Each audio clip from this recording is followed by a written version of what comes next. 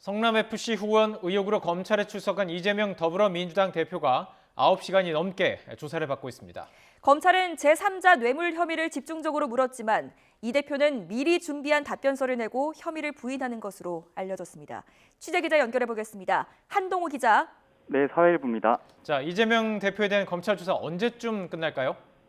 현재로선 확답이 어려운데요. 이 대표가 검찰 조사에서 미리 준비된 답변서를 내고 검찰 질의에 제한적으로만 답변하며 혐의를 부인한 것으로 전해지는 만큼 조사가 아주 길어지진 않을 거라는 관측이 나옵니다. 검찰 안팎에선 밤 9시 전후로 이 대표가 귀가하지 않겠느냐는 예상도 나오고 있습니다. 이번 의혹과 관련해 이 대표에게 적용된 건 제3자 뇌물 혐의입니다.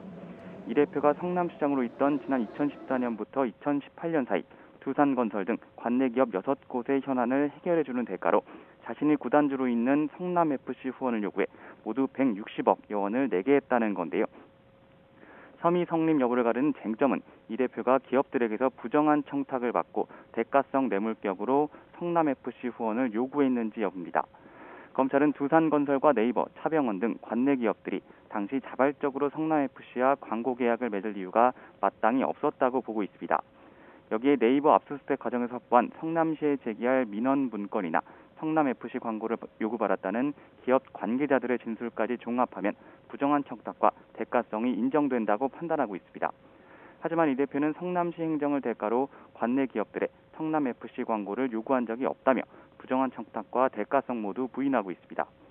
성남시 입장에선 이후 지역사회에 미칠 경제적 효과를 고려하면 기업들의 현안을 해결해줄 정당한 근거가 있었고 기업들도 광고 효과가 좋은 성남FC에 광고비를 내기로 판단한 거라며 모두 개별적으로 이뤄진 합리적 결정이란 겁니다. 이 대표가 노렸던 궁극적 목적을 두고도 이 대표와 검찰은 정반대 입장을 펴고 있는데요. 검찰은 이 대표가 성남시장으로서 평판 등 정치적 이익을 노리고 대가성 후원을 직접 주도했다고 의심하고 있습니다. 그러나 이 대표는 앞서 검찰 출석 전에도 결과적으로 자신은 성남시 일자리를 늘리고 시민구단 운영에 들어가는 세금도 아꼈다며 차익을 얻은 건 없다고 공개적으로 반박했습니다. 자신이 주도한 의혹이 아니라는 겁니다. 부정한 청탁을 둘러싼 사실관계부터 대가성에 대한 법리적 판단까지 양측이 치열하게 맞선 가운데 검찰은 오늘 조사를 마친 뒤 기소 여부를 검토할 것으로 보입니다. 지금까지 사회일부에서 YTN 한동우입니다.